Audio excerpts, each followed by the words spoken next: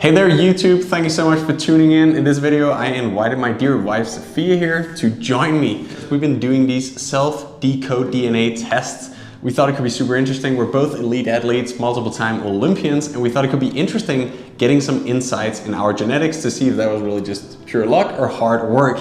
What we did find is that it also gives so much info on not just your physical abilities, but also how the brain works, risks of injuries, and more importantly for this video, personality traits. Have not revealed them to each other yet. Let's to try and guess each other's personality traits. We've been married for a while, so we know each other quite well, I would say. Actually, really exciting and interesting to look through the reports. There's so much info, and today is like maybe 5% of all we got. I'm excited to see if I know Victor, if Victor knows me well. We're gonna go through personality traits, behaviors, and our feelings. Some things I would not think that it depends on genetics, but yes it is. It depends on your environment and your behaviors, but some part of it is genetics, so it is pretty exciting to see. Just want to let you know, we used the self-decode. It was just the first thing we came across. However, after trying these, they're super cool. It literally goes through thousands of your genes, analyzes those, and then it will not just give you the results here, personal diet plans that you can actually change in order to literally live longer or just get a healthier lifestyle, how you can be proactive towards the things that you may risk, and also just see what you're good at and make the most out of that. We asked them if we could get a discount code for you guys, and there's gonna be a link below. You can use the code THOROP10, it's easy to remember, and then you're obviously gonna get 10% off. You had a great time doing it.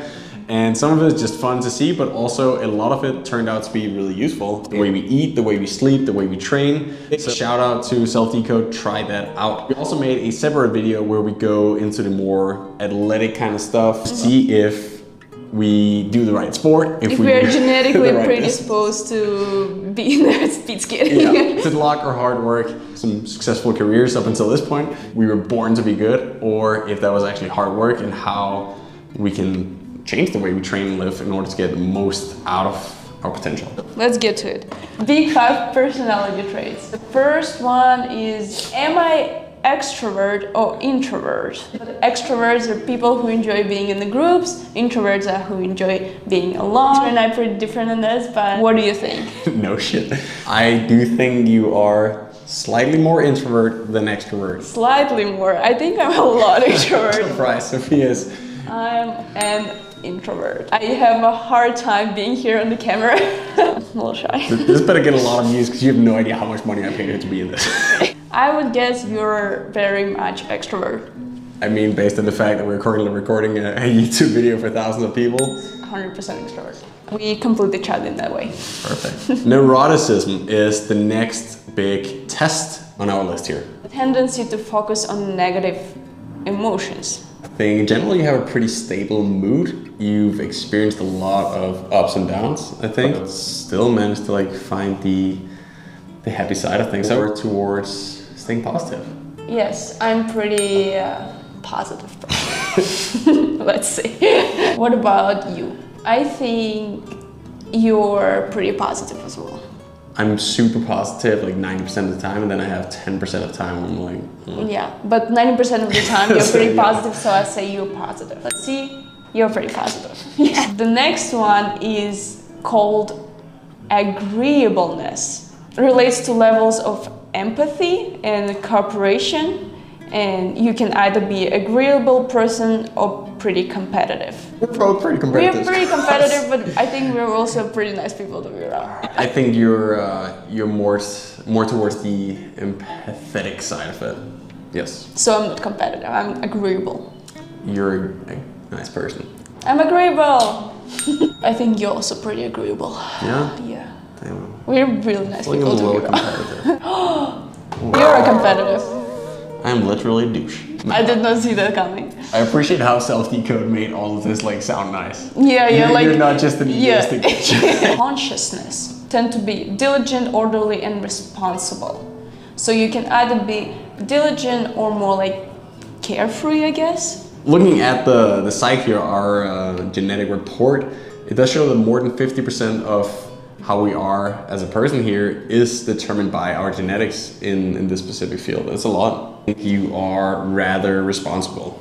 So more diligent. Yeah, I would say so. Like whenever there's a mess around the house, you're Yeah. the first one to point it out and get the vacuumer and put me to work ultimately. You're definitely more towards that. You're a family person, you like your habits, you like feeling at home like a home. Whenever we stay too long in hotels, I think I may adapt a little quicker than you, and you might be better at also making places feel like home. That's true. Where am I on this scale from boring to YOLO? You're very responsible as well. But at some things you're also like more carefree, I guess. And so I don't know. I would say you're more diligent. Depends on the mood. Yeah. Like there's days where I can be so like, wow, how are we doing financially? Yeah. And oh, what if I break my leg at practice tomorrow? What are we gonna do? And then other times where I just go with the flow a little more. It just depends on my confidence in the moment. I would say you're diligent. Yay! Pretty diligent and responsible people. Openness to experience. You can be either like more open or more cautious. Guessing this is really hard because I do think we're a little like already off the scale. The fact that we are from Denmark and Russia, and that we're currently living in the United States, doing what used to be a sport, what became a hobby, now is our profession. Is like we're probably pretty open to experience things. Otherwise, we would have chosen some different life paths. Even though thinking about it, like we do like to create a base, but I also think that we're super flexible when it comes to this. So I'd say you're rather open to experience. Yeah, I think we're both. I would guess I was both. Yeah. I am open to experience. You are cautious. Victor is not open to experience. He is more cautious.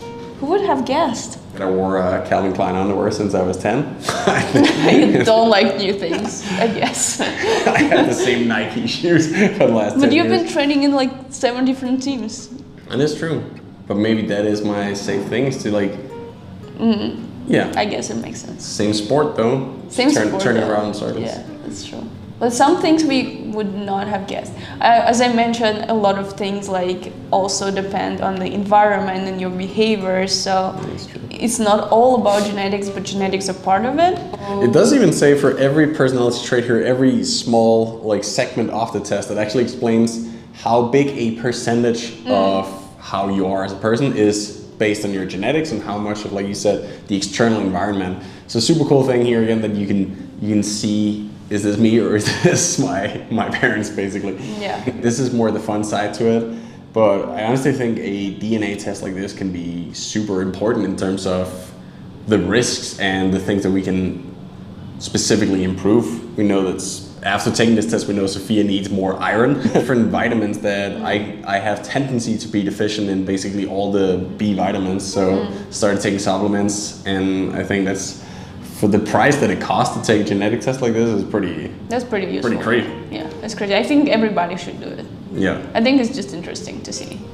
And also like predisposition to certain diseases, like be cautious with, I don't know, like lung diseases or whatever you're predisposed to. I think it's a good knowledge to have in order to prevent like some bad consequences. We move on to feelings. I did not know that it's also depends on genetics, how you feel. First one is actually happiness. What do you think for me? Am I less typical or more? I'm gonna go with typical. You're not like weirdly happy, but you're also rarely in a bad mood for long periods of time. So yeah, that's true. There's some things that make me happy, but I'm not like happy all the time. I'm typical. Spot on typical. Typical. I think you're also typical. Yeah. Yeah. Or maybe you're more. I don't know. You're pretty happy all the time. I would say you're typical. You're pretty low on happiness score. Lower. Yeah. Oh wow. Lies upon lies. Damn. You're a solid sleeper. Whenever I wake up in tears, nobody cares. Nobody. You could take this as a compliment that I was born to be unhappy, and yet I smile every day because that is true. Because we're together. And I love skating. I really love skating, and I like good food, so it's fine. Also. Yeah. So you can be less likely to be nervous, typical nervous, and more likely to be nervous. Another cool thing about this is that if you click on that, you can even go into the details, and we found things like, how caffeine related nervous can you get, and things like that. Like that was the thing. Like I remember you showed me that you're very affected by caffeine. Oh yeah. So I think this is a thing that people already are not conscious enough about how big an effect caffeine has, how that can lead to cortisol levels to increase and lower melatonin levels, and then just ultimately worse sleep, recovery. So just having that in there to know that should you be extra conscious. Well, yeah, and the cool thing about it is at the end of the whole thing, they would give you suggestions on how you can basically make your life better according to your genetics. Am I more likely to be nervous or typical or less? I'm gonna go with typical. Okay. You don't strike me like super stressed. Obviously, in some like before a race, you can be a little nervous, but I don't think you're super nervous. At least you hide it well. Okay, high nervousness though. I have a higher nervousness, and I did not know that, but thinking about it, makes you nervous. Makes me nervous. I get pretty nervous before races, especially before big races. I think that might be the reason why I don't perform well at the Olympics, because I get too nervous. I think you're less likely to be nervous. Yeah? Yeah. I don't think you're nervous. I don't think you're nervous enough. I'm telling you, when I wake up at 5 in the morning sometimes, I can overthink the shit out of life. Oh, that's true. But it is also just a few hours per day, so maybe we're on the... I would say, okay, typical. I think typical is the safest thing to go with. Typical. Okay. No feelings harmed. Next up is leadership. In this one, it says that they analyzed 14,000 genes, and that the majority of our leadershipness, I guess, is determined based on our genetics. So pretty interesting here. Whether or not Sofia is born to be a leader, tough one. I do think you're good at taking like initiative, getting things done. I don't often see you leading a group. However, whenever I organize training camps and just throw Sofia in there as a head coach without permission, she deals weirdly well with it. So I would say you're slightly above average when it comes to leadership. That's weird, because I would have not guessed this about myself, because I don't think I like being a leader. I don't like having a big responsibility for anybody. My genetics says that I'm on a higher scale. I mean, it didn't say whether or not you like being a leader. It just said do you have the genetics to be a good leader. Yeah, and for you, I would say yes. I think you're higher on that scale too, because I think you're born to be a leader. I am born on August 14, Lion or Leo. Leo. The born douche, born leader. Typical. I guess I'm the leader in our relationship. Fair enough. I mean, you do write all the grocery list. You're the one saying, all right, it's bedtime at 10 p.m. and I'm more of the follow along housewife. Yes. Impulsivity. Impulsivity is an act on things without thinking about them too much, or not impulsive, because I think you're thinking about like planning things before. Yeah. I do have a calendar going to 2026 already. I just looked, and Victor is typical. I think you're below typical. Below typical. Yeah.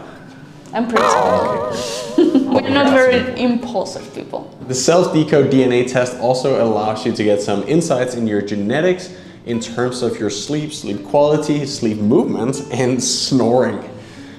You want to guess mine, Soph? What do you think? I would guess you for sure snore. And you move a lot during the night. Correct. What about me? Honestly, mine is incredibly precise. According to Sofia, I do snore. It does say I snore. It also gives me less likely to do or feel daytime sleepiness. Have you ever, in the 5 years we've been together, have you ever seen me nap? You never nap. I never do. I do not nap.